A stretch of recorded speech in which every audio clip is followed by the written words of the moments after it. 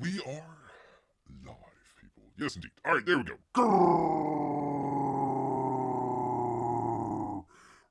Greetings, humans. Greetings. And welcome back to another fun-filled episode. Bear here, 29-year veteran of the world. 29-year veteran of the woods, people. Of the woods. Bear had his word of the day on the brain here. Was doing the word game out there, trying to figure out, oh God, what the hell ended in A? Going through it, strike, something ends in A, something ends in A. Ninja, people. Ninja. Hiya! Ninja. There we go. Sorry if I spoiled it out there for you good people. There you go. Beer had his word of the day on the brain there. Word of the day. Good to see. Well, let me get to it here. Good to see P-Money here. He says more strike stuff. Oh, shoot, by the way. Yes, there we go. Yes. More strike stuff. Isn't it over by now? They thought so. And then they got pulled right back in. Right back in to more strikeage, people. More strikeage. We're kind of brooming a little bit of the comics stuff, at least for one show here. It is all hooray for Hollywood. In the show here today. So we're going to be talking a little bit more about Hollywood, the actors, directors, the writers. Finally going to get to the to the news story Bear's been trying to get to for the past week here. We're going to go ahead and get to all of that good stuff for you good people. Yes, indeed. Including, well, let's just go ahead. Let's just jump right on into it, people. We don't have much, if any, time to waste for you good people, including from the Cowboy State Daily, which we all should be subscribed to. Drunk Grizzlies keep getting hit by trains in Montana. What? Since 1980, 63 Grizzlies have been hit by trains and killed along a section of railroad near Glacier at National Park. Let me take a drink, people, I tell you. It's just water, people. Bear is not getting drunk nor running from trains here. Many died because they got drunk on a fermented grain spilled from rail cars and couldn't move fast enough to outrun the trains. I tell you, people. I mean, you're out there, you're eating fermented grain on the train tracks. All of a sudden the train comes up and you're like, ah! And then your life flashes before your bare eyes, man. Before your bare eyes. Getting drunk on a fermented grain has killed dozens of grizzly bears along a treacherous stretch of rail line near Glacial National Park in Montana. Since 1980, 63 bears have been killed along the stretch of rail line. Yada, yada, yada. The worst year on record was 2019, when 8 grizzlies were killed by trains, and 3 have been killed so far this year. Many of them likely died during a, quote, drunken attempt, unquote, to outrun the trains. Grain spilled from rail cars along the tracks can be tempting treat for bears. It's true. A retired federal ecologist, Chuck Neal of Cody, told Cowboy State Daily. I've been to Cody. Bear has been to Cody. Well, it was a long train ride. With enough moisture from snow and rain, the spilled grain actually ferments in place and becomes a de facto brewery. There you go. So when you say, what's brewing, Bear? It's fermented spilled grain on rail tracks. Fermented spilled grain on the rail tracks. All right, Cowboy State Daily and Mark Hines. Mark Hines, people. We always give credit. Credit where credit is in fact due. Yes, indeed. Are you telling me bears can't hold their liquor? Well, listen, I mean, yeah, of course we can hold it. It's like you get drunk in your living room and you're kind of like just laying there, the world's spinning, and then all of a sudden a train comes straight at you. That's the scary part about it. So, I mean, of course bears can hold our liquor. Although bear Beer mainly drinks beer, but that's a side rant. Ah, a side rant for you people. All right, speaking of side rants, there you go. Cowboy State Daily. All right, let's get into it, people. Since P-Money's here, he's asking about it. Let's go ahead and get right into it. Our good friends at Deadline. What the heck is the status with all the strikes out there? So we've had the writer's strike. That went on for a while. They settled. Everybody went back and started writing again, quote unquote. We'll get into that in just seconds. But the actors are still out there, not working at all. How dare you lazy bums? So here we go. Here's the update for all that. I hate it when I have a party in my living room and a train arrives. That's true. Blood on the train tracks. As Hollywood on a Tinterhooks. Tinterhooks? Hold on, people. Tender? I gotta hold on. Let's see. Look this up. Yes, indeed. Continue. A tinterhook. A hook used to fasten cloth on a drying frame or tether. Shouldn't it be meat hooks? Hollywood on meat hooks instead of tinterhooks? Whatever. Imminent deal looks dim as SAG-AFTRA, that's the Screen Actors Guild and Association of somebody, something, some or other, blah, blah, blah, blah, blah. It's the actors out there. Continues to study the latest studio offer, which was the final offer that they offered. From Dominique Patterson and Anthony D'Alessandro. This was not how David Zaslav and the Iger wanted today to go. Warner Brothers lost quite a bit of money. Disney not so bad. They did better than they thought, but they're still losing like hundreds of $1 million on their streaming service. They just did better than everybody expected. As recently as 36 hours ago, which this was today, if I recall correctly. November 8th? Yep. 12:57 p.m. I think that might be East Coast, that might be East Coast time. It might be East Coast time. So, anyways. As recently as 36 hours ago, Warner Brothers Discovery boss and Disney CEO believed, along with other studio chiefs, the nearly 5-month-long strike would be over by now. Ha ha! Got news for you. Yesterday, with the guild and the producers out here, the Producers Guild, closing the gap over AI protections, a wave of good cheer spread through the town. Oh, cocaine and liquor flowed through the streets. However, as the day went on, it became clear late last night that there would be no deal on Tuesday. And now, 118 days into the strike that has seen Hollywood productions shuttered, the Actors Guild continues to go over the details of the, I said producers, the studios heads, voluminous latest set of proposals. Currently, as the Guild negotiating committee confers, there are intentions to reach out to the studios later today, we hear. From whom? From whom? Name your sources, sir. Name your sources. P-Money, he says, I keep telling Hollywood to give me a one-time gift of 100K to take my photo, and use P-Money AI every day after that if you want. Careful though, they could put you into situations you might not want to be in. You know, like starring alongside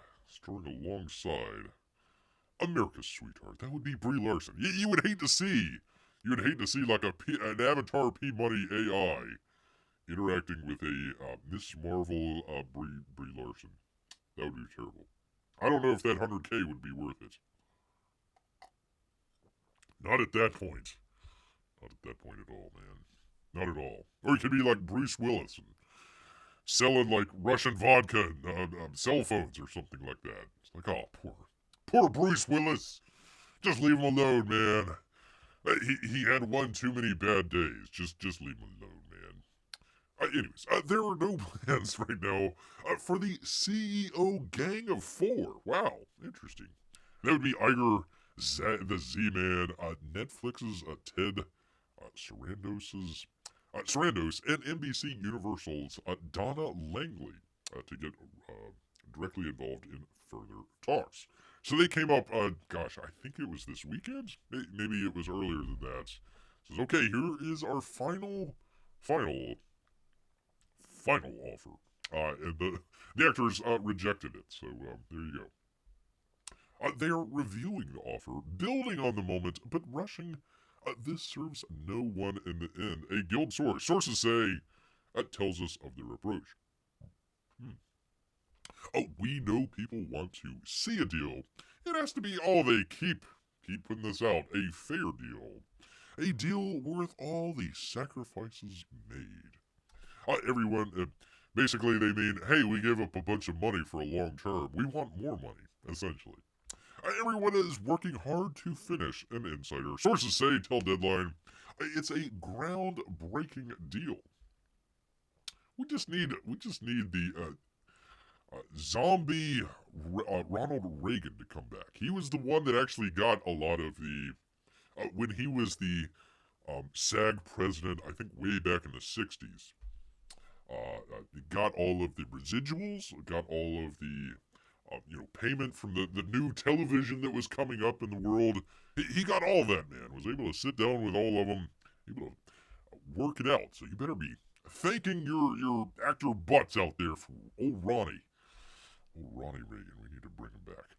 He added of the studio's self-described best, last, and final offer of increased minimum rates, big upfronts and performance compensation bonuses, full AI quotes, full AI protections, and more.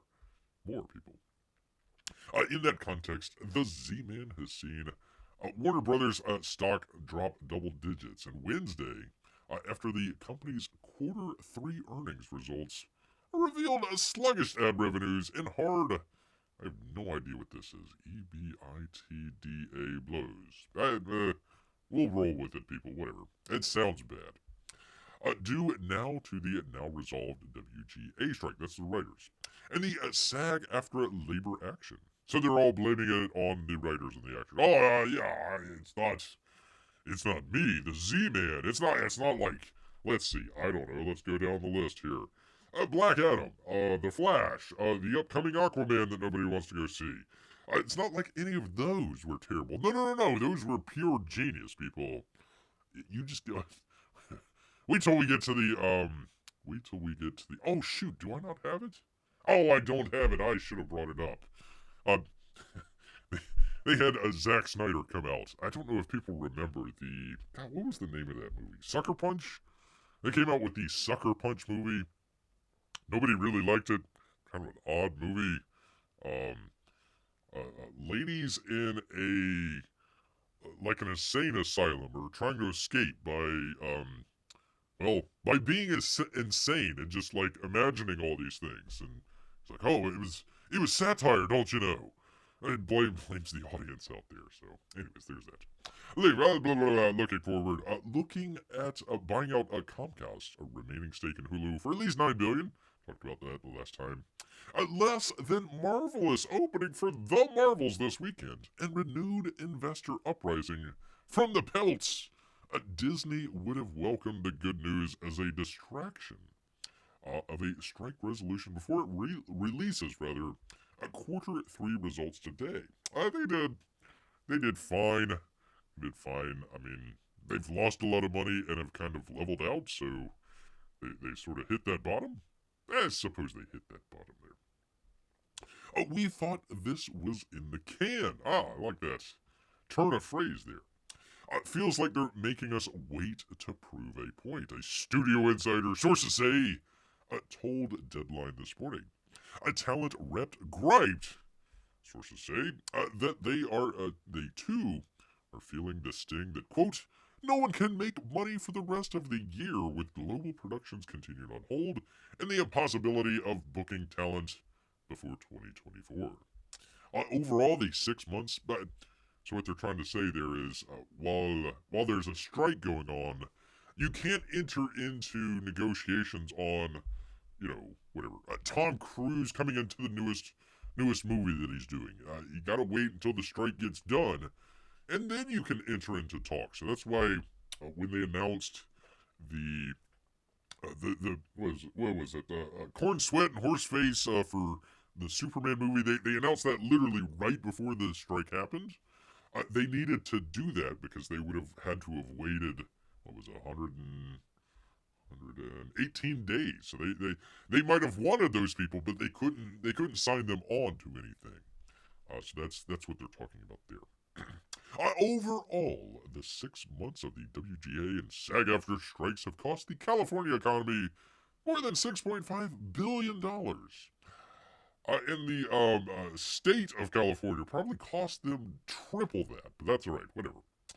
About the deal put forth to the guild, the Z-Man said this morning, "We made a last and final offer which met virtually all of the union's goals, including the highest wage increase in 40 years, and I believe it provides for a positive outcome for all involved. We recognize that we need our creative partners to feel valued, right here in the fields, and rewarded, and look forward to both sides getting back to the business of telling great stories. Well, the business of making you money, but, yes, good stories, hey,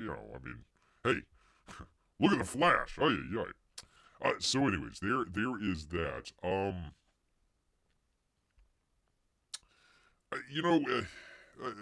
to put this here? Okay. So you're gonna have the highest wage increase in 40 years. Okay, terrific. You're paying your actors, and it looks like they're paying them up front. We'll see about the residuals and all that sort of stuff. But up front, highest wages in 40 years. Guess what? We talked a little bit about this the last a couple weeks ago, I think.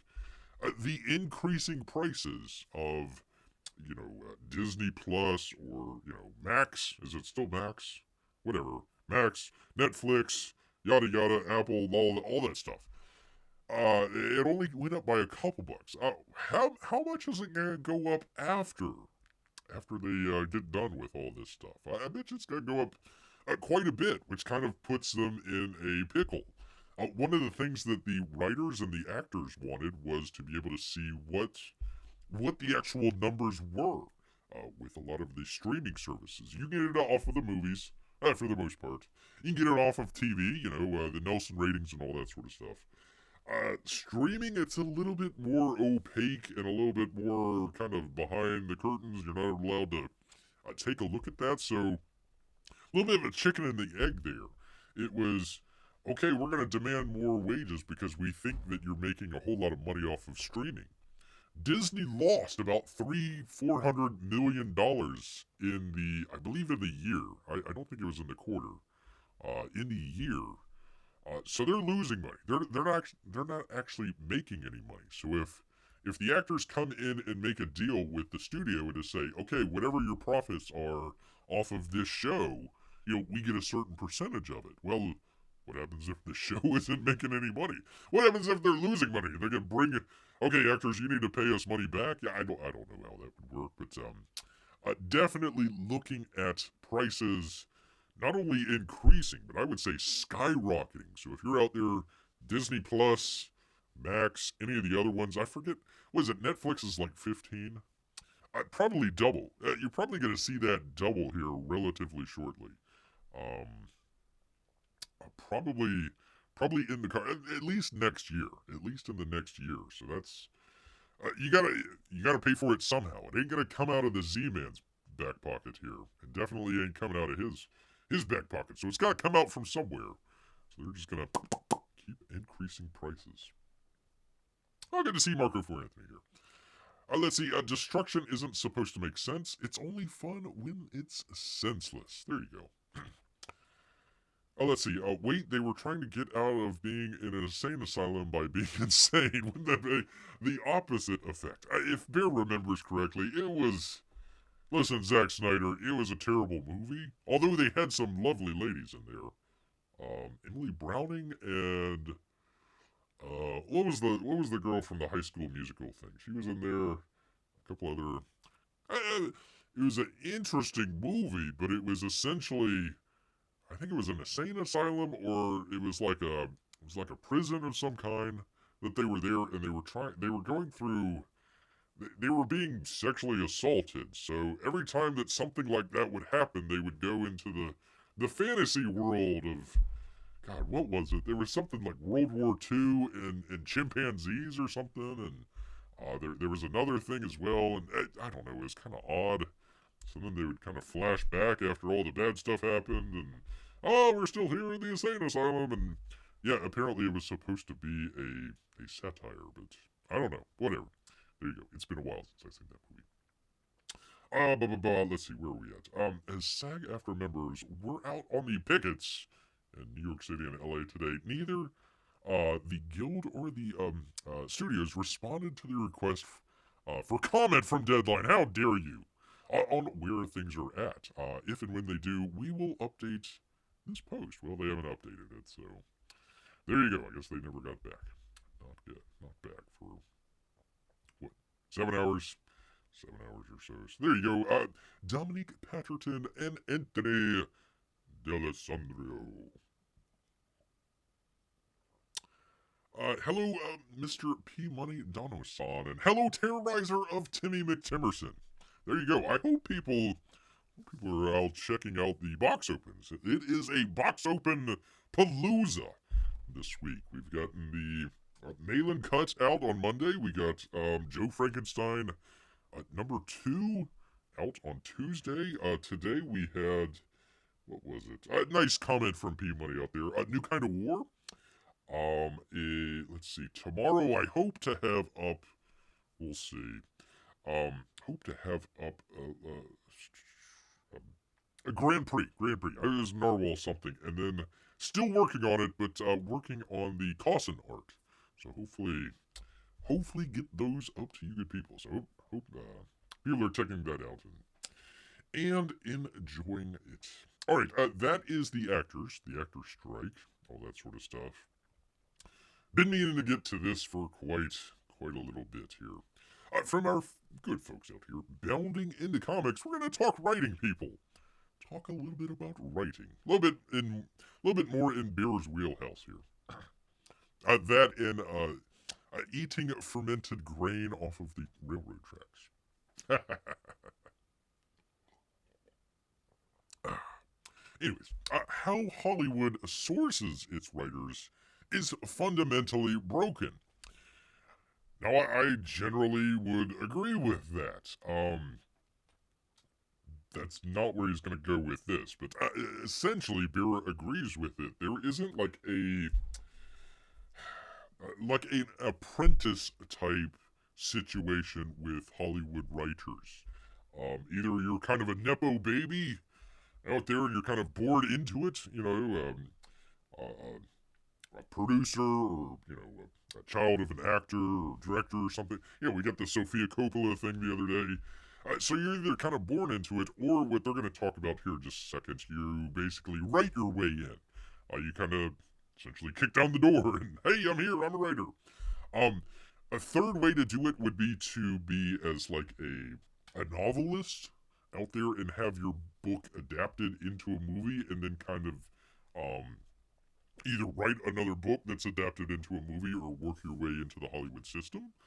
But there's not really any of the studio system way back when, 30s, 40s, 50s era, where you would have essentially writers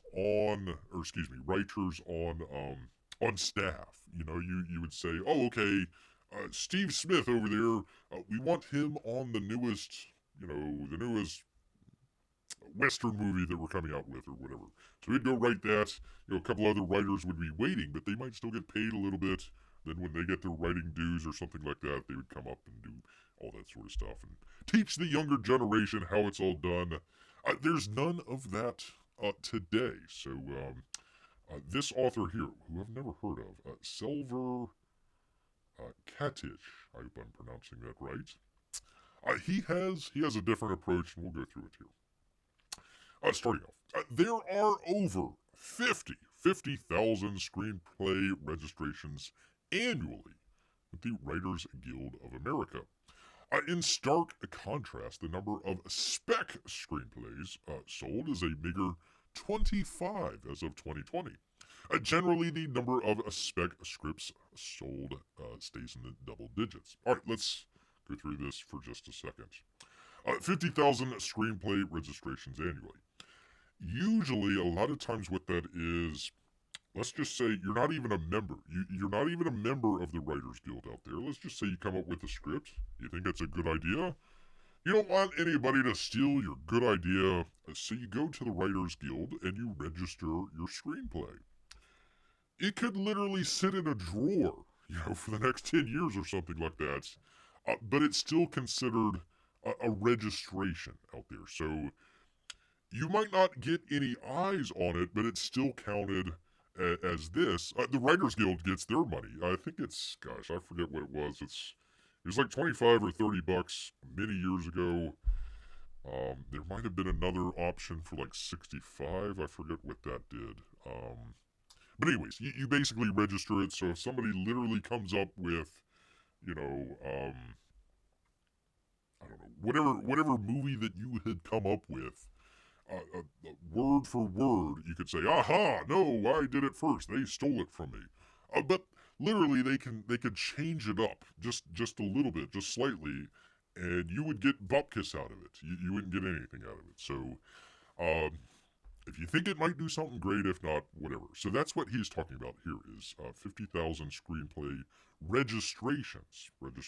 Okay. In stark contrast, the number of spec screenplays sold is meager 25. Okay. Spec screenplays are, instead of being a writer in Hollywood or New York or wherever, instead of being a writer out there and they say, hey, Bear, we want you to go write the brand new Miss Marvel movie for us. And you're like, God, no, why? But you're being paid. You're being paid to go out and write a screenplay out there and do your work. And even if it doesn't get made, you still get paid. They take a look at the draft or the treatment of it, and they say, "Oh, okay, well, we'll use this, or we won't use this, or we like certain parts of this, but we're gonna bring in another writer and change some stuff around. You may, depends on how much you put in there, you may get credit, you may not. It's a crazy world out there, people. So spec screenplays are essentially, you decide to come up with, hey, I've come up with the next, I don't know, whatever, Jurassic Park. I've got the next Jurassic Park idea. I'm going to write it down. We're going to see if they want it made. And they take a look at it and they say, oh, hey, this is a great idea. Man, oh man, what a great movie. Let's get it made. We're going to pay you X amount of dollars to buy your screenplay. And away we go. Usually the producers, they'll put down a nice little amount, usually, hopefully, for the writer. And then they get the buku bucks after the fact. So there is the difference between spec screenplays and just regular screenplays out there. So he's talking about the number of spec scripts sold. So that's a little bit of the difference there. Oh, good to see Amy and Melissa as well. Good to see. P-Money says, oh, my wife is out, but my daughters say, hi, Bear. Hello, little P-Moneys. Hello. It's too bad, people. We miss her historical laughter. Miss that historical laughter out there. A tiger. Well, I'll take a tiger. I want some Frosted Flakes. There you go. All right. Anyways, back to it. Back to the article here. Hope I'm not boring anybody. Hope people are right there with me. Despite the abundance of, in his opinion here, subpar screenplays, the reality remains that a staggering 50,000 of them flood the market annually. I don't think it is 50,000 of literal screenplays going out to studios or, it goes out to a wide range of people. Producers, directors, actors, casting agents. They go many different avenues to be able to get them checked out. Again, this is probably the registrations. It's probably about half that, I'd say it's probably about half of that. But anyways, each author convinced they've created the next masterpiece. And why shouldn't they? The odds are far from favorable, as getting a screenplay sold in Hollywood is statistically more challenging than getting struck by lightning, which Bear has been. Gosh darn it. Now I need to go get my screenplay sold. Crying out loud. I've been struck by lightning. Need to go get the screenplay sold. But no, I mean, you don't... You accidentally get struck by lightning. You're not out there holding the pole and trying to, get struck by lightning. You're trying to get your screenplay sold, so a little bit off there, but we'll go with it. We'll go with what the writer is going with here. This challenge leaves studios and writers facing a conjoined quandary. You can tell this guy's a writer. Conjoined quandary.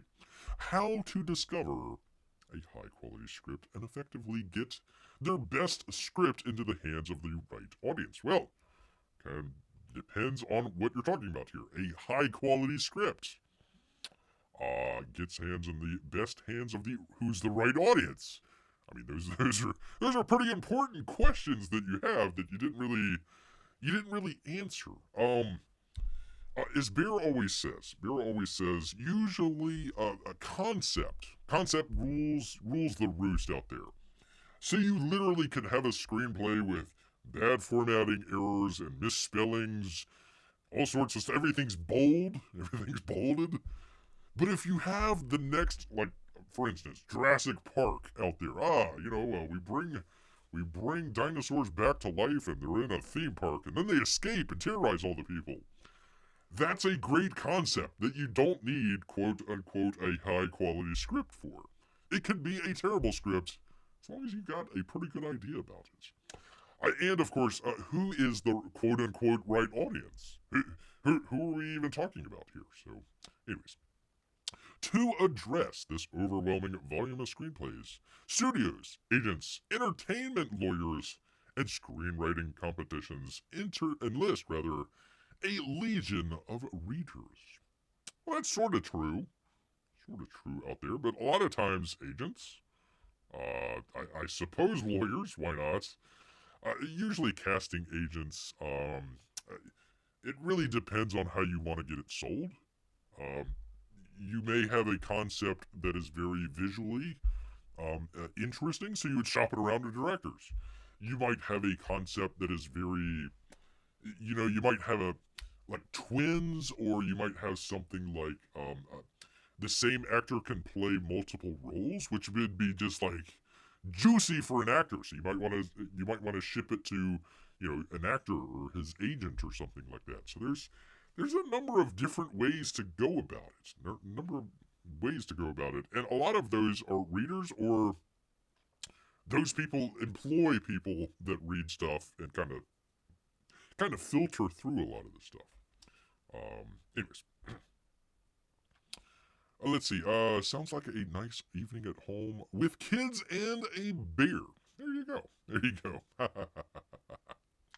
Let's see. Family's doing just fine. My wife is hanging out with friends, and I just finished making supper for the kids. Congratulations, P-Money.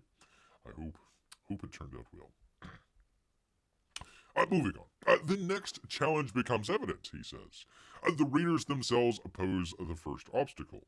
Depends on who's reading it, but okay. With varying levels of quality, expertise, and professional preferences, your screenplay lives or dies by the reader. I would say readers. Yes, plural. He, the author here, has participated in numerous competitions, even squaring off against Shia LaBeouf. What? Why? What was his saying there? What was it? Something about My Truth, or what was the thing where he was out there in front of it was some sort of museum that he had, it was like a webcam, and people found the webcam, and were busting his chops, so he moved it out in the middle of nowhere, and all the Spurgs on Reddit found it, and they're like, alright, we found it again, so he moved it again. What was he saying? I'm trying to remember what his tagline was in there. I forget. Anyways, old Shia LaBeouf. He probably lost to Shia LaBeouf. Oh, I feel terrible. Our screenplay contest went all the way to the final round, where I ultimately advanced and secured second place. the very same script that earned second place in one competition would be summarily dismissed in the initial round of another. One of the worst ways to sell your screenplay is to put it into a screenplay contest. The only reason for screenplay contests are for people that make up the screenplay contest, for them to make money off of you. That's it. That is the only reason for screenplay contests. I can't tell you how many beers went through where it's like, oh, give us this money and we'll rate your screenplay and put it into a contest. And literally nobody has come out of any of these screenplay contests. Believe me, people, it's a complete waste of time. Beer would say, find 10 or 15 of your very best friends, or people that you want to be your friends. Have them read it. Go through a wide variety. Hopefully you have a nice, wide, diverse array of friends and family out there. Go check out. And not like, oh, yeah, I read it and everything's great and terrific and blah. No, find people that read it and say, okay, well, you misspelled this here, and you forgot to add a comma here, and, I really wish that this character did this instead of that. You much better use of your time and money just finding 10 or 15 people read it rather than going through a screenplay contest. What the hell's going on? He made a video telling everyone to just do it. No, it wasn't just do it. Gosh, what was it? He will not divide us. Thank you, P Money. Thank you. He will not divide us. There we go. Talking about Trump, I think. What about the guy who played Flash? He's not Canadian, right? Is he? Is Ezra Miller Canadian? I thought he was. Unfortunately, I think he's American. Gosh darn it. Imagine crafting your expert screenplay and you finally put it into the contest and everything, and you get to second place, and you look over. You're like, okay, who's going to come up first? And it's Shia LaBeouf. And you're like, oh, no, why? Why did I even bother entering it into this competition? Anyways, comedies, much like political scripts, are especially unpredictable. As 10 readers may have 10 different comedic reactions. Well, 10 different readers might have 10 different drama reactions, action reactions, a love story, different reactions there. Comedies, it depends on. A lot of it is timing. I know that's kind of silly. I know it's kind of silly to kind of, the most important part about comedy is timing. That sort of deal. Really, it's really more structure with comedy more than anything else there. Even with this army of readers, it's still not enough. Reading through 50,000 screenplays is a daunting, labor-intensive task that boggles the mind, people.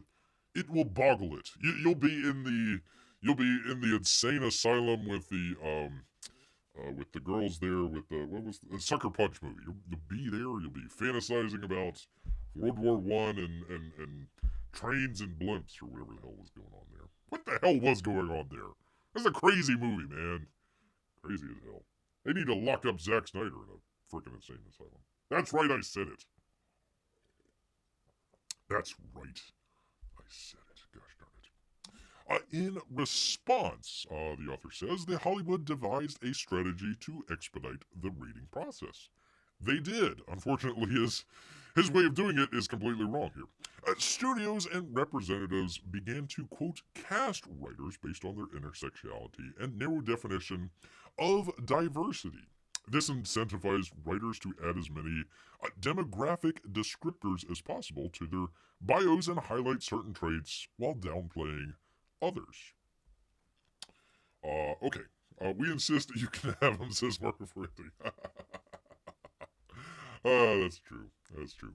Okay, so, basically 3 different ways, generally, people look at screenplays. Bear's really big on concept. So concept, Jurassic Park, that sort of deal. The next is if you have a certain skill set involved. So like, like a Quentin Tarantino with dialogue. You can tell a good writer with the dialogue in a screenplay just by the tap to tap to tap to tap sort of back and forth. You get lost in it. You get lost in it. So those are a good way. The third way is kind of what they generally describe as your voice. So somebody like Diablo Cody or what was her name? Greta Gerwig out there with the Barbie movie. You have a certain uh, look upon the world out there that is a unique way that you've kind of come across it.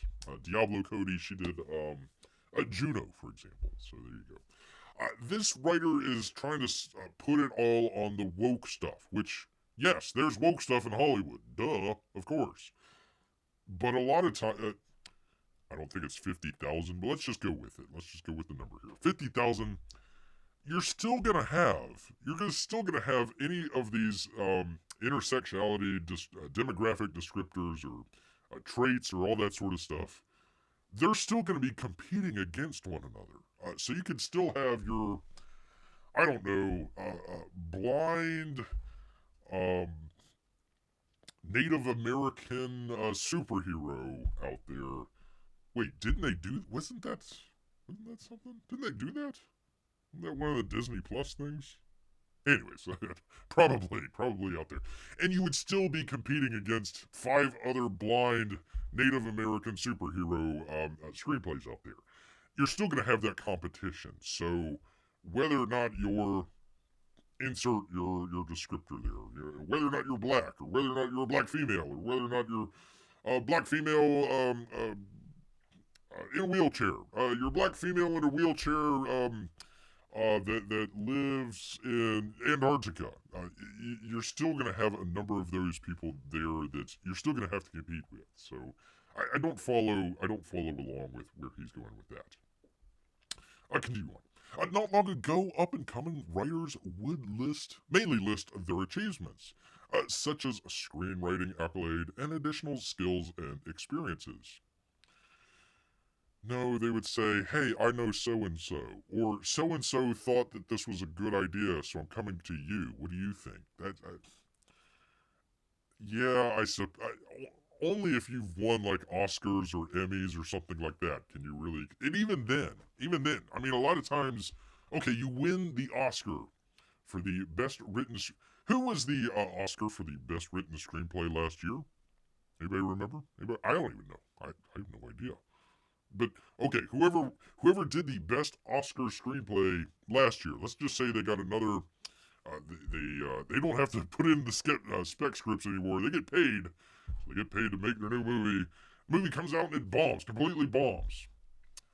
They're not going to be hired back very soon. No matter how many Oscars you have, it's always heat of the moment. Always, hey, you might be the flavor of the month, but next month, boom, out of there. It's Rocky Road this month. Sorry. However, a disconcerting majority now focuses on demographic information resembling casting calls, and few exceptionally daring even line up mental health issues like North Koreans generals do medals. That's a nice little turn of phrase there, I suppose.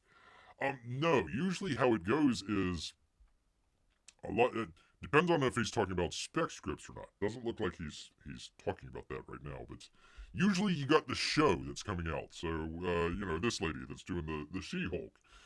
They already have a female demographic already in mind for whatever show. So, of course, they're going to be hiring females.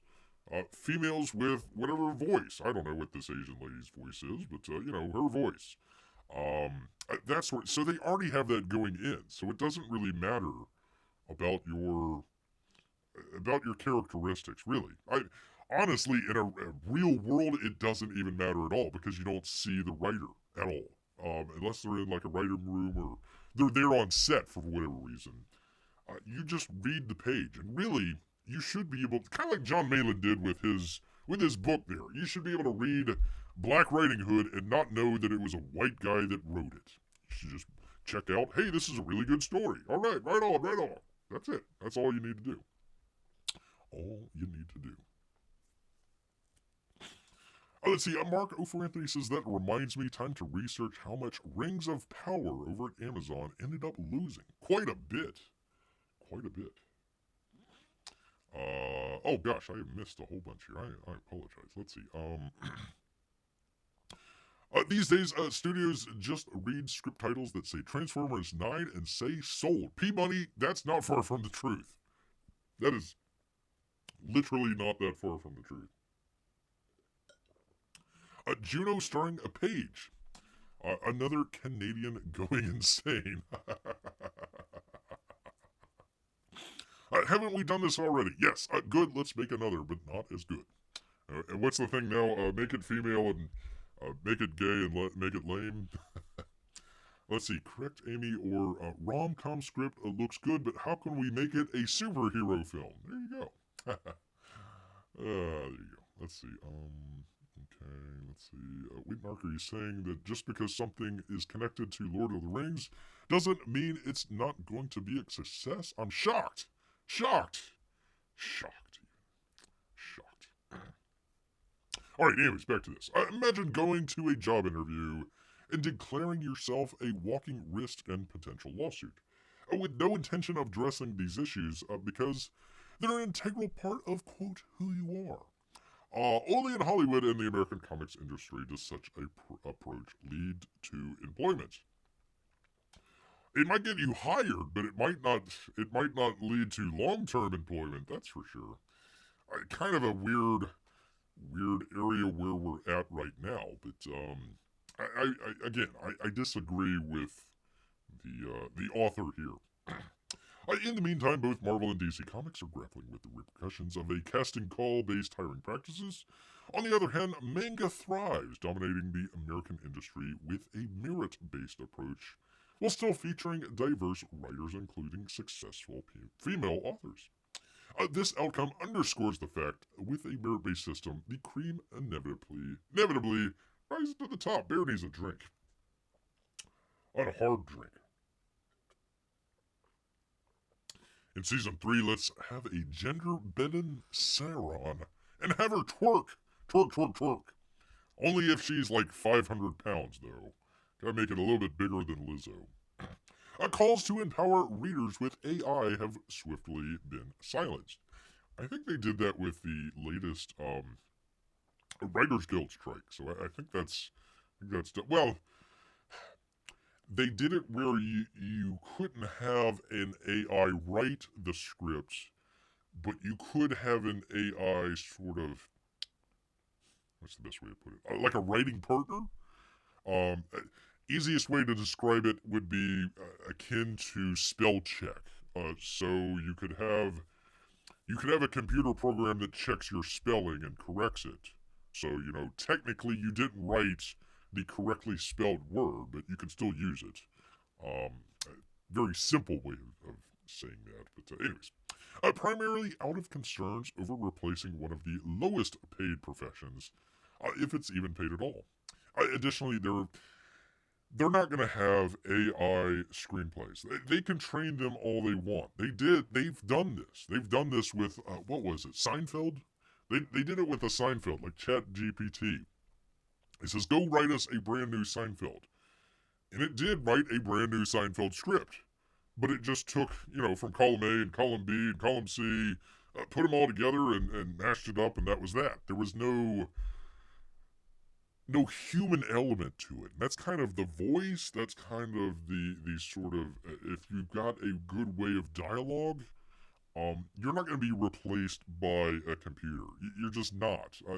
Even some of the stuff where you're on hold, on the phone or whatever, and they have, the sort of AI bot that's hi, how may I take your call or whatever. You can tell that it's an AI versus an actual human on the line. They're always saying, give me a human, darn it. Oh, I need a bot on the phone. So, yeah, that's not going to happen for a long time, if ever.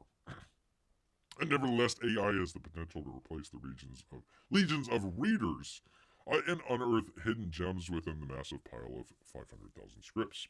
The reason is simple story structure.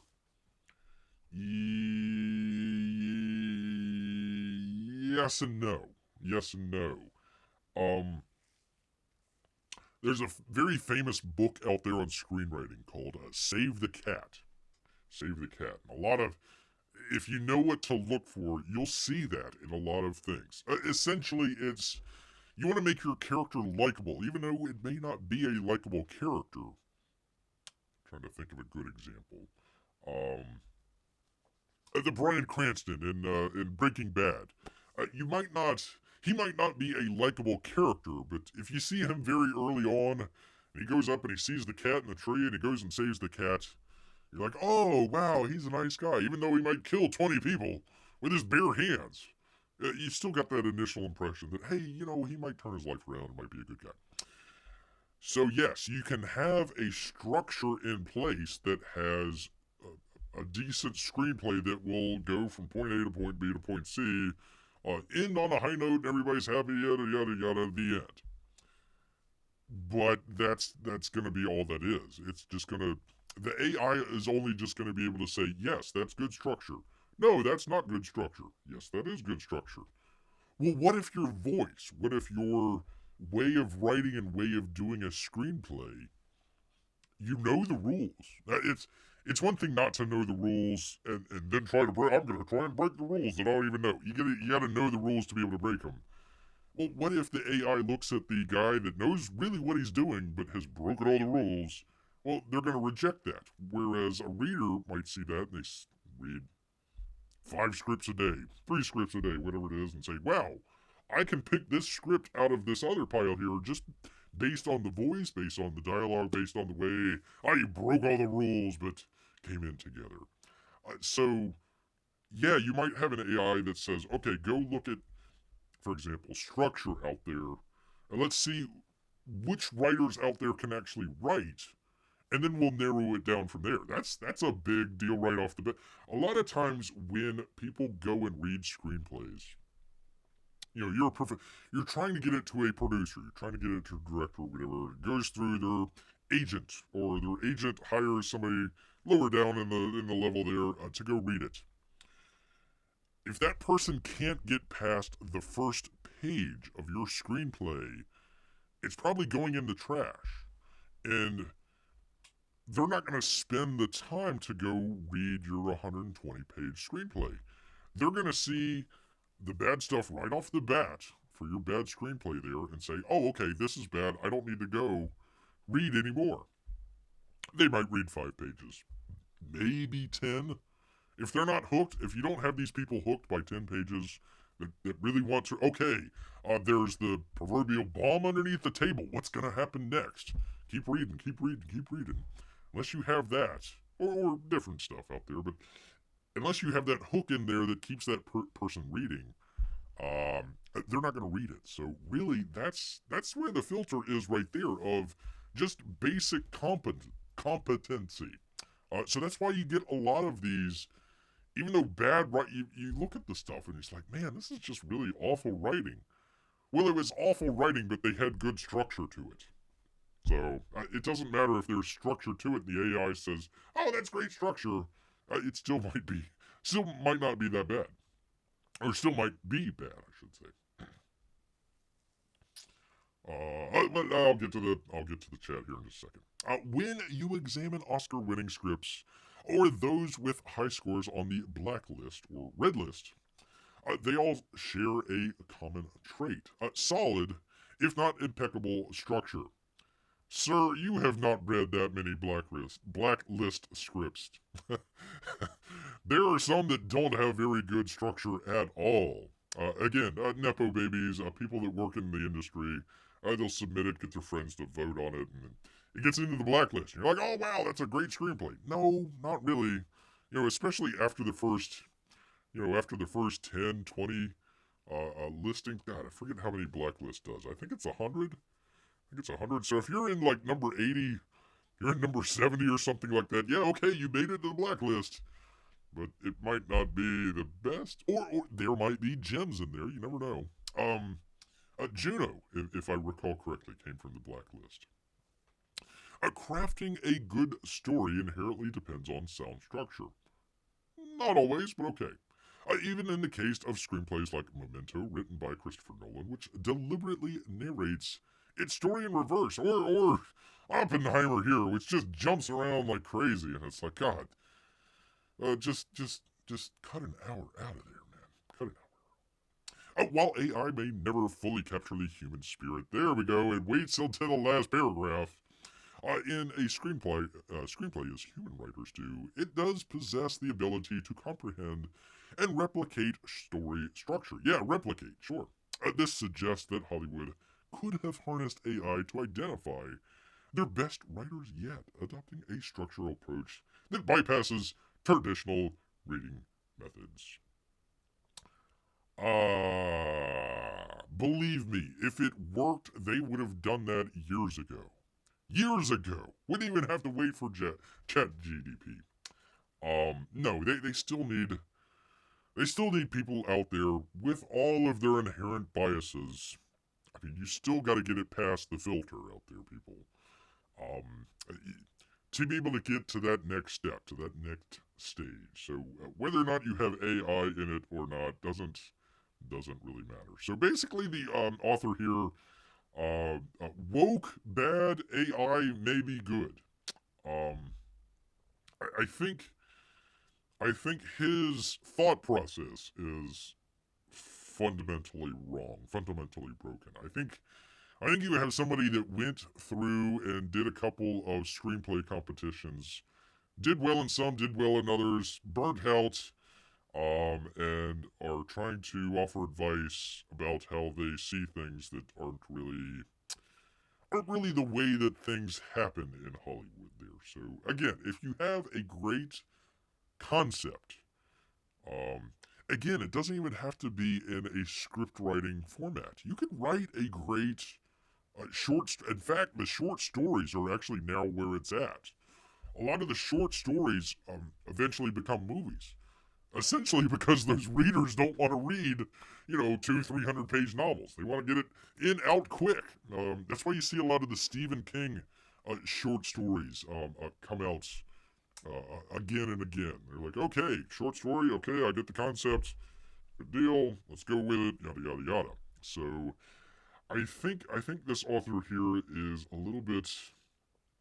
He sort of has he's on the right path. He's on the right path, but his destination is wrong. Well, his destination might be right, but the road he's traveling on is fundamentally broken, as they say. So there you go, people. There is your screenplay screenwriting update for Bear. There you are. There you are. All right, let me get back to the chats here. Let's see. Nothing says a relatable slice of life misadventure like superheroes. Okay. I have no idea where people are coming from. I think that might actually be the only one that will ever work. Well, speaking of things that will never work, that would be America's sweetheart out here, Brie Larson. The Marvels director Nina DaCosta explains why she left the film's production. I can give you three reasons. Well, two reasons. I can give you two reasons. I'm not gonna bust chops on what's her name? Tiana Paris. I'm sure she's a fine person out there. Don't know anything about her. Never seen her in anything. I'm sure she's fine, though. Directed Nina DaCosta. We're going, people, from actors to writers and now directors. A soon-to-be marvelous flop, says Marco Ferranti. Director Nina DaCosta confirmed she did indeed leave the production of the Marvels early and explained why. Says, it's terrible. I hated every minute of it. DaCosta did a promotional interview for the film with Jake Hamilton on his YouTube channel, Jake's Takes. Who? What? Hold on, people. I apologize here. 1 second here. Jake Hamilton. Let's look it up here. Jake Hamilton is an American entertainment reporter, film critic, and documentary producer formerly a teen film critic for the Houston Chronicle. Oh, goodness. He is now the lead entertainment anchor for WFLD's Good Day Chicago. Okay. Hamilton was named, quote, one of the nation's top show business journalists by Forbes. He's a member of the Broadcast Film Critics Association. Terrific. Never heard of you in my entire life, but there you go. It's on his YouTube channel. He asked the director, a lot has been made of the fact that you entered production on another film when The Marvels was in post-production. But 30 years ago, Steven Spielberg went into production on Schindler's List when Jurassic Park was in post-production, and people applauded him for it. I'm just curious. I'm just sort of curious. Like, what is the difference between what he did 30 years ago and that everyone still goes nuts about and what you did? I honestly don't see the difference. Jay Hamilton, you are a complete moron. Hand in any of your cred. Go back to Houston and just find a hole. Just find a hole and just cry in it, because that's kind of the stupid thing. That's not even a question. First off, that's not even a question. Number one, you're pontificating. You didn't even put a question mark in there. Let's get by that. Whatever. What's the difference between Steven Spielberg and what's her face? One is a once in a generation directing mind. All this personal stuff to the side for a second, people. Once in a generation, working on arguably, I know there's a number out there, but probably arguably two of his most well-known films of all time. Jurassic Park, excellent film. Although Beer has a little contention, little bit of a difference there from the book, but that's alright. In Schindler's List, probably one of the most recognized Oscar-winning films of the past 50 years. And The Marvels. The Marvels. I don't honestly see the difference. That's because Jay Hamilton is a moron and has been hitten in the head by a hammer, apparently. Not that he should be. We're not advocating violence here. She responded. It was literally, people. Just that they moved the date of the film 4 different times. I wonder why they did that. Could it be because it's terrible film and they had to edit and re-edit and re-edit and re-edit? It was supposed to be like a 2.5 hour film, and they cut it down to like 90 minutes or something like that. It could be that. It could be, that person in charge who's behind the camera. Gosh, I don't know who that could be, though. So instead of it being a 2-year process, which I was deeply committed to, it became a 3.5-year process. Gee, I wonder whose fault that was. I don't know. So every time the date moved, and they knew the entire time that I had an obligation, a green-lit movie with people what movie are you making that's so important? I mean, not that The Marvels is that important, blah, blah, blah, blah, but first off, has anybody ever heard or seen of this? Well, you can't see her. She's behind a mask there, but has anybody ever heard of Nina DaCosta before in her great filmography? Anybody out there? Anybody? I mean, I know it's hard to see that face behind the mask and why you're wearing a black mask instead of whatever matches the skin tone.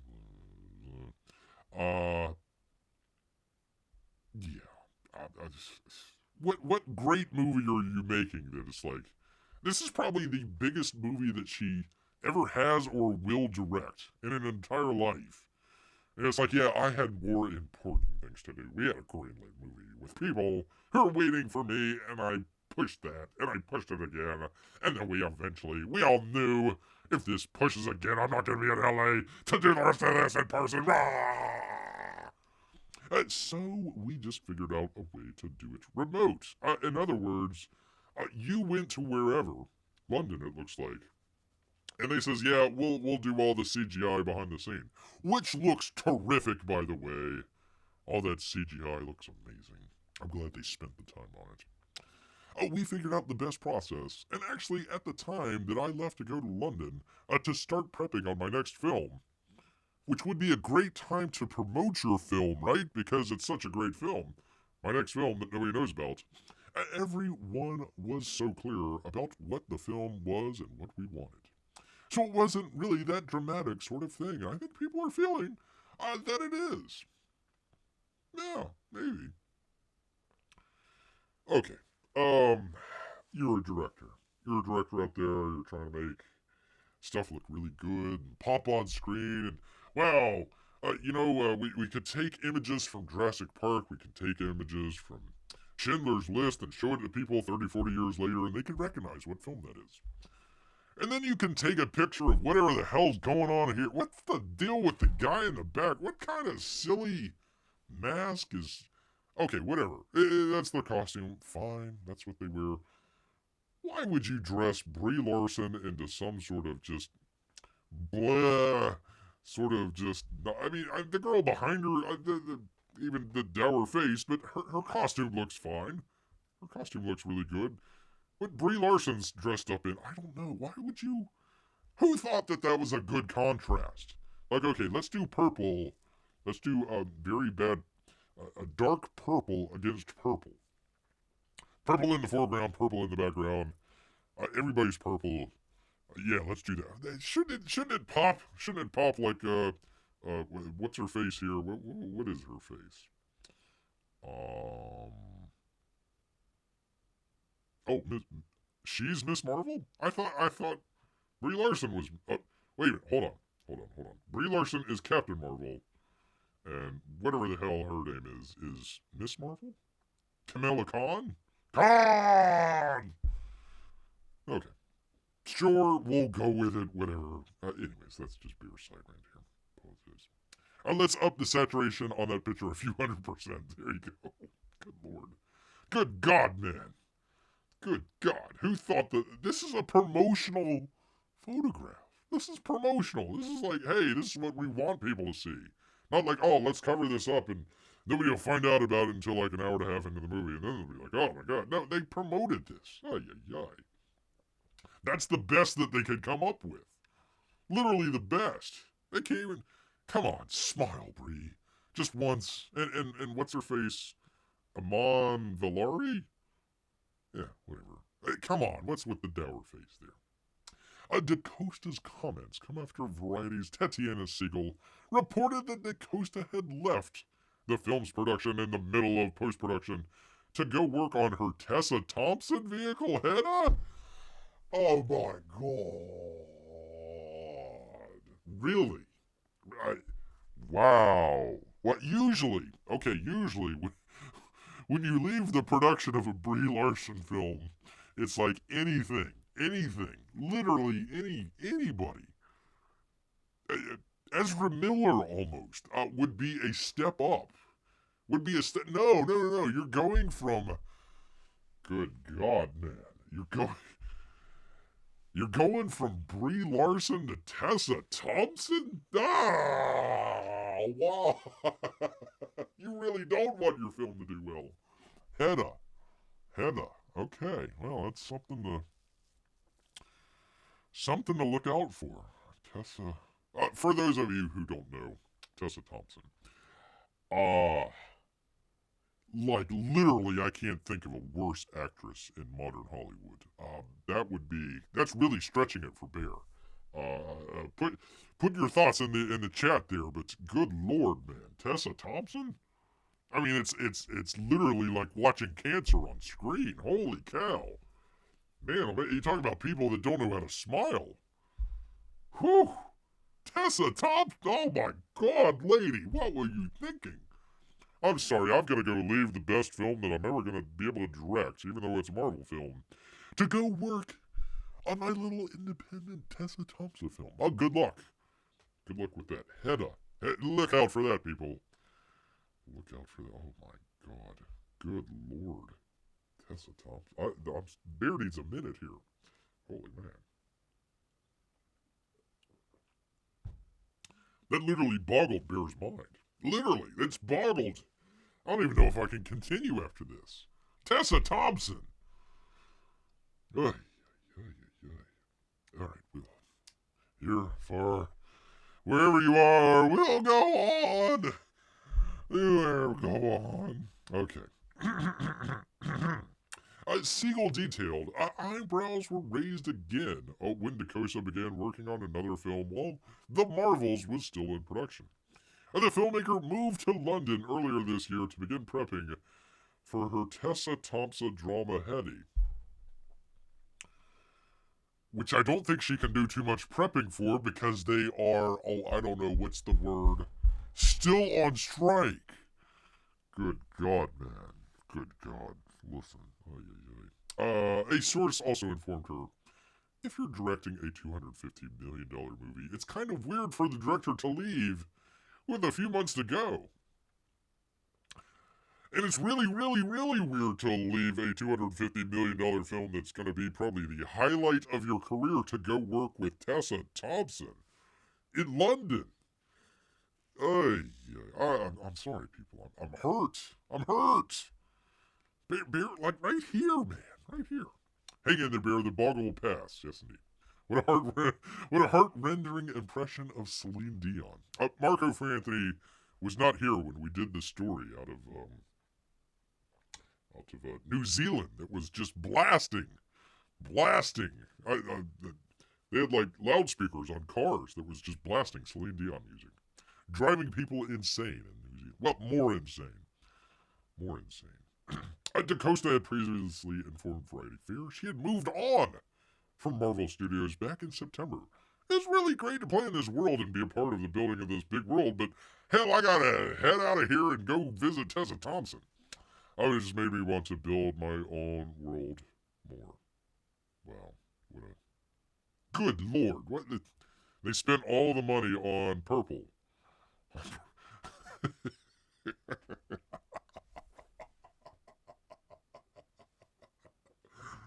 Oh my gosh! Oh my gosh! Very early, 1800s, early 1900s movies when they were first trying to figure out how this whole thing works out. Like literally, one of the very first films was two trains on a track just running into each other. That's literally what this feels like. Literally, it's like watching a train derailment crash all in one. Purple people, purple. Vanity Fair's Rebecca Ford also, we will get through this together, people. Bear's gonna get through this entire article, even if it kills him. Train's gonna come around the track while Bear is just drunk on fermented grains. Vanity Fair's Rebecca Ford also confirmed DaCosta had moved on by the. I wish we could all move on. By the time the interview was conducted, she wrote, when we first spoke, she was just a week from starting production on Hedda. Running from actor rehearsals in the morning to production meetings in the afternoon. Smile more, Tessa. Smile. We need you to smile and not have that dead look behind your eyes. Please. Please, whatever you do. Please. Say what you will about the first season of Westworld. Really, it took a little bit of time to get started, but really good show. Forget about all the other seasons. Really good show, but probably the worst part of that entire series was every scene Tessa Thompson was in. Literally every scene. Literally. You got to one of the scenes where you figure, oh wow, this is gonna be one of these new. There's a lot of nudity in the first season, so you figure, oh wow, Tessa Thompson wasn't a very well known actress at the time when they had her in there, so it's like, oh wow, there's gonna be another nude scene here with this black lady in there. Nope, we got full on Wang from the fella there. It's like, oh, for crying out loud, I didn't need Wang. I don't want to see Tessa Thompson naked anyways, but you'd figure, like, oh, okay, well, what's going on here? No, she was girl boss before there was even girl boss out there, people. This is like 2015. Okay, what do you make of DaCosta's explanation? She's a moron. Complete idiot. Complete idiot. Oh, this shot is completely uninteresting, says Amy. I know, right? It's all they did was they just had her do like the fist, whatever thing, and just put on like a purple. Like back in the day, they would used to have like Barbara Walters, and like, she would do her like interviews with whatever people, and you could always tell like whenever they would cut back and forth between Barbara Walters, because Barbara Walters had like the Vaseline like smeared all over the lens just to kind of like make her look better. Apparently, that's what this looks like. It looks like a purple Vaseline. Let's just smear it all over the place. Call it a great CGI here. Great CGI. I hope whoever did the CGI got paid and left the country. Headed out of town. Anyway, sorry people, I don't mean to leave it on that. We'll leave it on this picture. Aha. Smile. Somebody. Anybody. Please. Please. Tiana. Sort of has a smile there. Sort of. Kind of. Ridiculous soft focus. That's what I was trying to think of. Soft focus. There you go. More clothes is better than less clothes in that case. There you go. There you are. They look bored. Can you imagine being on set? Can you imagine being on set of The Marvels? And you're like, okay, Bree, we want you to stand here. Just look at the costumes. Like, okay, Tiana, okay, what's her name? Captain are they all captains? Oh, no, one's just a missile. Mrs. Captain and Captain. Captain Monica Rambeau. Shouldn't she be a little bit more French? I mean, I guess maybe she has some, like, Creole heritage. You'd figure that they would hire somebody that had a little bit more French heritage in their background. But whatever, we'll fine. Can you imagine just being there on the set? It's like, okay, God, I gotta get the hell out of here and go make my movie with Tessa Thompson instead. Good Lord, I can't stand being here any longer. Let's go to London and go try and get Tessa Thompson to smile. Good luck with that. So anyways, there's the director we know and love by the name of Nina DaCosta. Nina, she's no Steven Spielberg. She's no Steven Spielbergo, the Mexican, low-rent Mexican equivalent. Hey. All right, people, let me get off of that for you. Pardon me, for you good people here. Actually, I do have. Let me get to it here, people. Let me get to it. Get off of that, for crying out loud. Get some better news for you. Good people out here. There we go. Oh, CyberFrog, here we go. Oh, I'm doing pretty well. 555,220. Nice round number there. Nice round number. Good job, Uncle E. Doing really well. And speaking of doing really well, I only got one here. Oops. Do the thing with the thing. Come on, beer. Professional show. Yada. From the Vonster. Von Klaus. The campaign is closed. People. Greetings, trenchers. Thank you all for making Tit such a success. Well, that beer tries to make every tit a success. A successful book, that is. I couldn't have asked for a better turnout for this amazing story.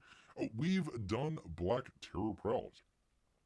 The reviews are in, and Bear still needs to put in his review because he's still not read it. I'm sorry, Vaughn. It's been trying to get the cave ready for a little hibernation here. Been quite busy. Let's see, and people are calling it one of the best books of 2023. Many fans are saying it has better writing than Monster MD, and I can't wait for Trench's Volume 2. He says so grateful. I'm sending out the last of the terror. Careful, Vaughn. You don't want to get that misinterpreted there. Terror orders this week. So expect your stuff very soon. I have a broken rib at the moment. Ow. But I'm pushing it through as fast as I can. Take it easy, man. Australia, New Zealand order news. UPS lost all the orders. Crikey. And now they can't find them. I'm not going to wait around any longer. I'm redoing all of the Australian, New Zealand orders now and sending them out again. Crikey. I'm sorry to all of you that had to wait for this long and that UPS mucked things up.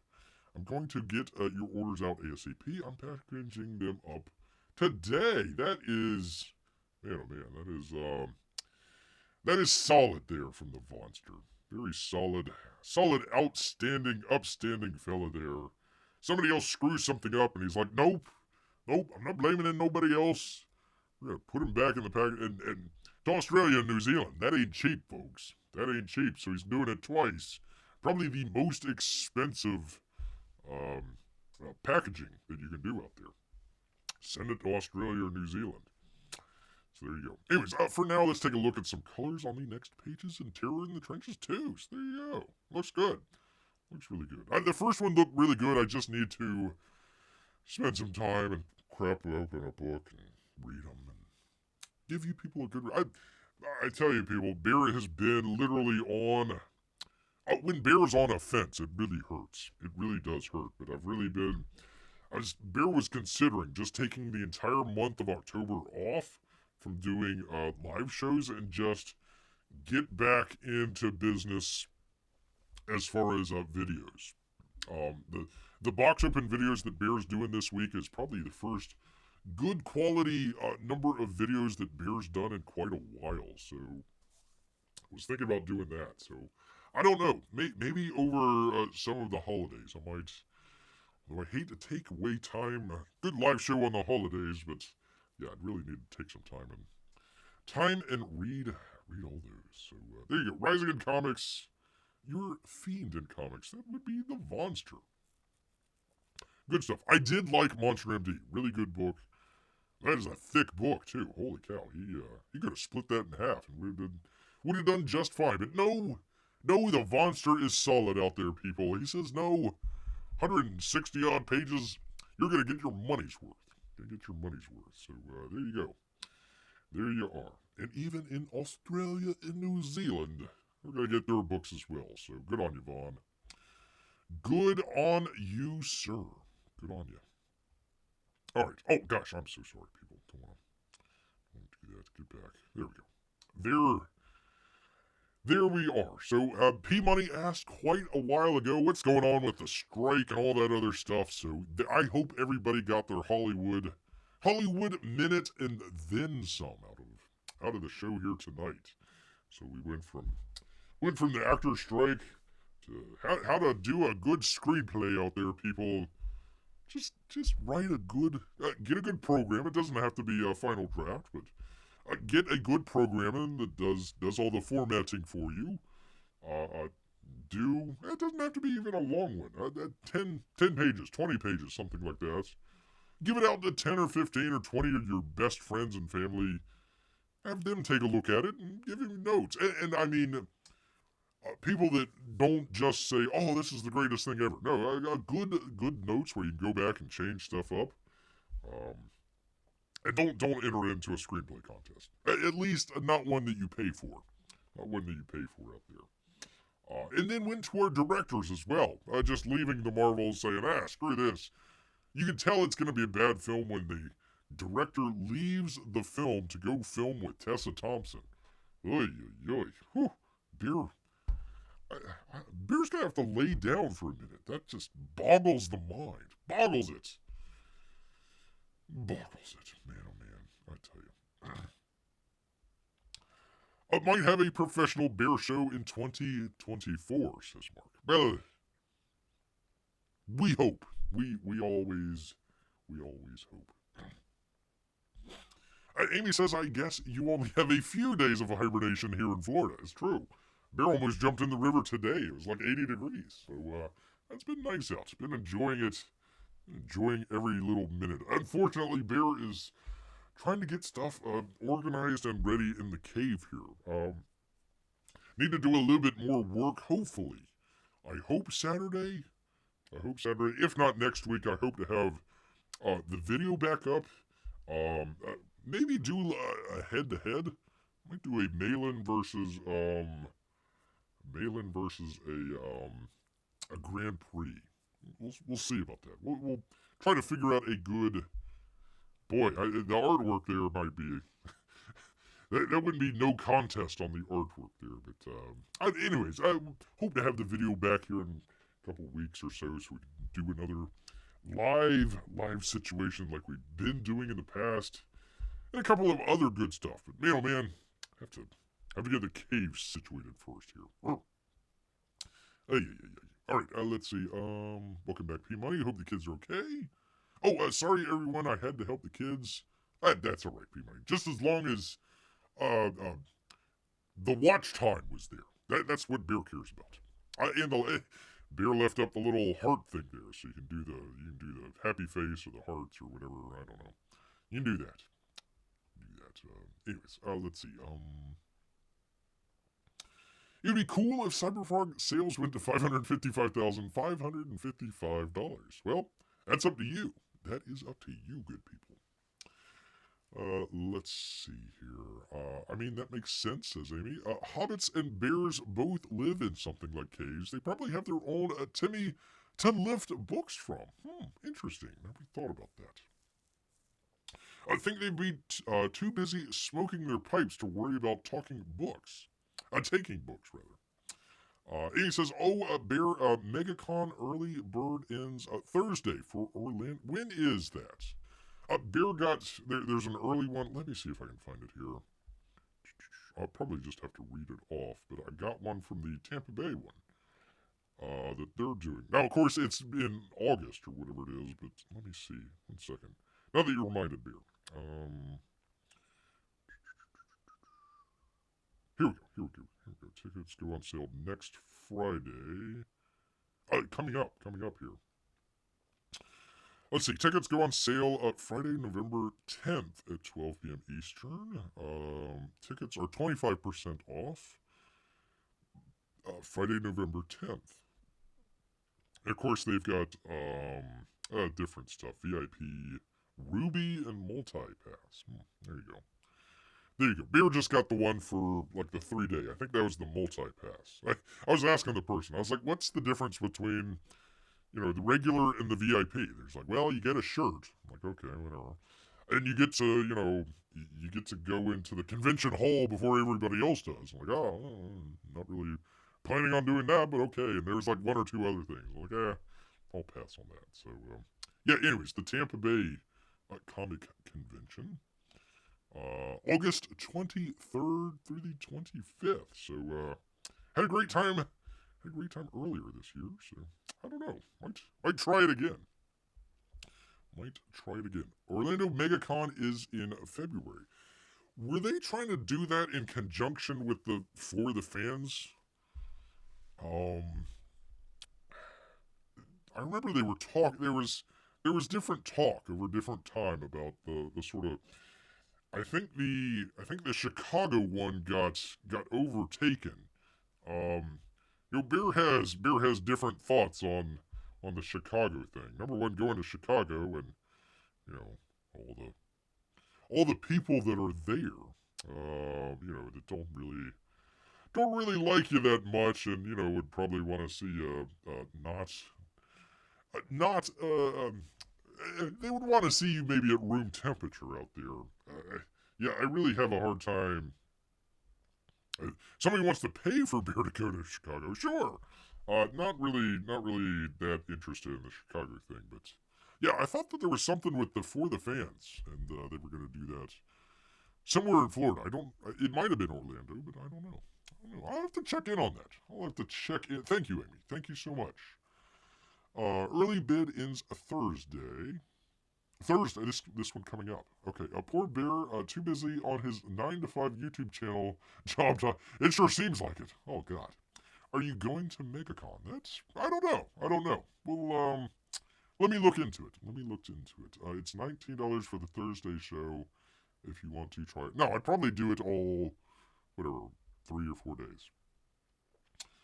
I somewhat missed going to convention. Mark, if you get some time, go check out Bear's playlist of the Tampa Bay Comic Convention. Interesting time had by all. It was a really, really fun time. Everybody talks about the dungeon and, the castle. Bear called it the dungeon. Everybody else took off of Bear. John Malin, who never gave Bear a drink, even though he's wearing the shirt down there. Narwhal did. Um, everybody kind of went off of Twitter and went off of YouTube for a little bit and just went down and had fun. And everybody, like, if you said, hey, I'm with Comicsgate, it's like, hey, right on. Come on with us. Let's have some fun. So, yeah, a great time down there. Everybody had fun. I wish Elliot Fernandez and Brian Shearer were in a different booth, kind of a row or two down from kind of the main. I wouldn't even call it the main Comicsgate area. It was Shane Davis, it was Mandy, and then across the way it was Patrick Parnell, who basically had everybody over there. So Kelsey, Irene, Camel Moon was there for a minute, Hyper Wizard. I'm probably missing the Diaz brothers. Lost to Biggins and Poole with one of the Diaz's there. Anyways, they were all there at that booth there. I kind of wish that Elliot and Brian kind of came over and would settle a little bit of differences, all that sort of stuff. But no, great time. So if Orlando's like that, yeah, we'll check it out. Check it out. Let's see. They can be fun if why? They can be fun if they can be fun iffy. I guess iffy. Sometimes I just read listers and I forget which sister I'm talking to. Would it be hard to tell you two apart in person? Let's see. Melissa says not too hard. I have red hair and Amy is brown and wavier. Also, sis always dresses fabulously. Melissa, don't sell yourself short. Red hair. Beautiful red hair out there. Yes, indeed. Let's see. Okay, I'll check that out. There's a Gary Shipman show? Where is he broadcasting? What the heck? Oh, shoot. Who was, I think Grant was telling Bear. Let's see. It was some sort of, something? Something I forget that. But, yeah, last time Bear checked, he was on, like, Twitch or something like that. Bear needs to get on his Twitch. He needs to start a Twitch and it'd be like Bear Gaming. Bear Gaming. It might be how to avoid the bears in Red Dead Redemption 2. That might be the way to go. By the by, they finally, well, they didn't announce it, but they announced that they're going to announce GTA 6. So keep an eye out for that. I guess 10 years. Been a while. Yeah, what's not? So there you go. What's not? I don't know. I'll have to check that out. Gary is almost on every platform. He ain't on YouTube. I don't. He was on YouTube with Rhoda, but I think that channel got struck or something, didn't it? I think so. Bear blames the crypto bros. They take over Gary's channel and just push out crypto nonsense, for crying out loud. Which you people should be thankful. Bear didn't have any good crypto news other than the Sam Bankman fraud going to jail, but there you go. Lisa has her own fabulous style too, says Amy. I'm sure she does. I think so twice. Yeah, it was his channel got kerplunked, and then he started a second channel that went kerplunk, and then I think it was is it Rhoda? Is that his wife's name? I always forget. I apologize, Gary. Anyways, it was on her channel. And then I didn't see anything for like the longest time, so I don't know if I think I'm still subscribed. I don't know. Don't know about that. All right. Amy, Melissa, is there going to be a drawn along tonight? Is there going to be? I enjoyed the one last week with Aaron. Good to see Weldon. Back in action. Hopefully he'll be coming back. I really hope Aaron gets in contact with Weldon. That was a cover.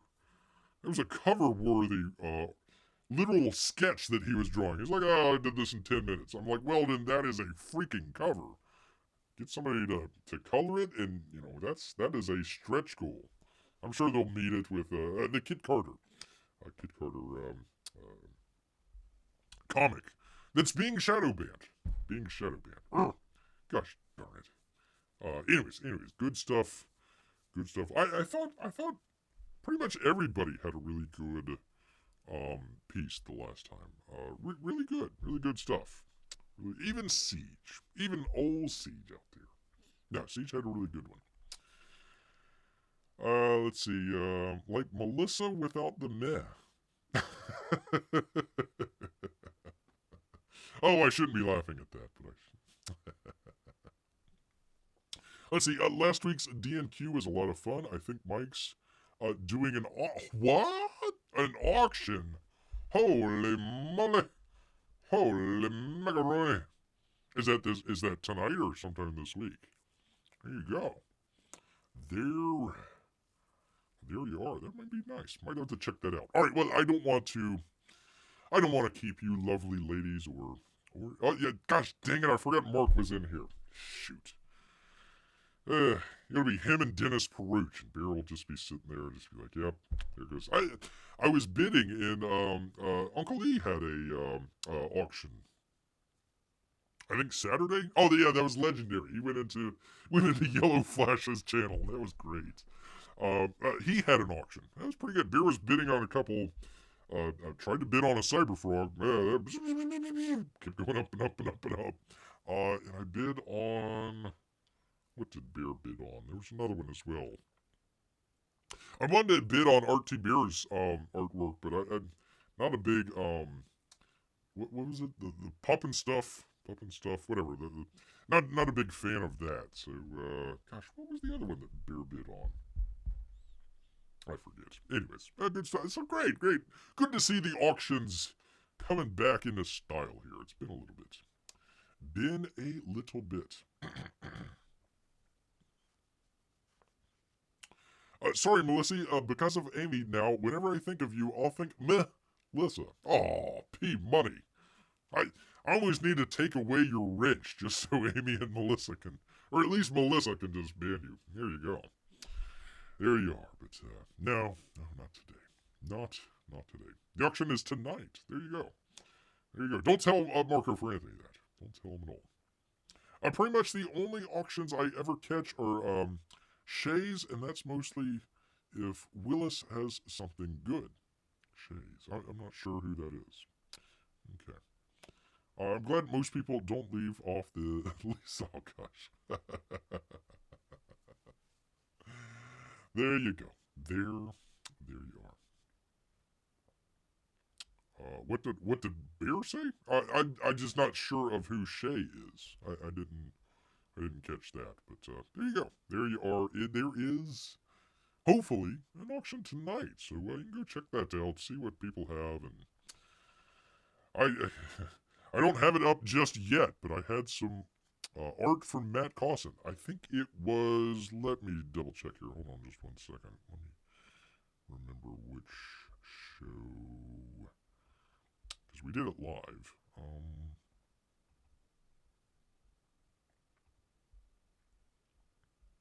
I want to say it was I think it was the 18th.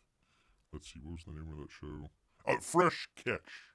So if you want to look back, you can check out the artwork that Bear got, or you can just wait a couple days and we'll have the video out. I'll have trying to do it where I have 2 different cameras going and kind of have a different angle on it. So there you go. You can check that out. But yeah, it took a little while to get that artwork from Cawson. It took a minute for sure. Oh, the ninja. Okay, yeah. Rob Willis. Okay, I'm sorry. Some people are really into certain artists, and Bear tries to bounce around and try to figure everybody out. It's hard. It's hard sometimes to keep track of everybody there. Yeah, Rob Willis. I remember they were doing an auction on Renee's channel.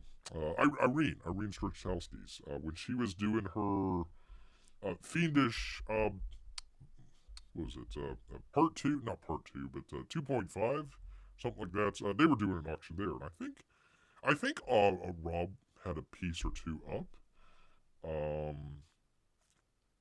Let's see, it was Irene, Narwhal, Jimmy Reyes was selling cheap.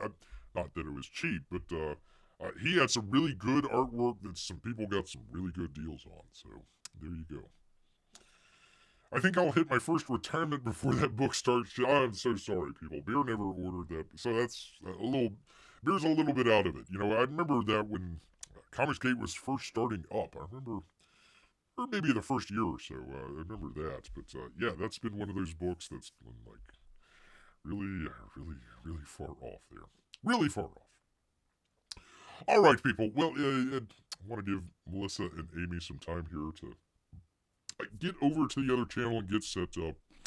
So let's go ahead and go through it real quickly. I want to thank everybody here, including, of course, the stalwart out here. Thank you, P-Money. Marco for Anthony. Great to have him back. Amy, Melissa, our Russian bots, and lurkers, and everyone else out there. Thank you so much. Do appreciate it. Bear's been a little bit behind on the archive channel. We'll get a couple of those archives up, but everything else is up and for your enjoyment. So do check out the box opens and check out the ones coming up later this week. Later this week, people. All right, you know what? All this talk about fermented grain on the railroad tracks has made Bear a little drunk, actually. A little drunk. So he's going to head back before the train comes into the woods. So until next time, people,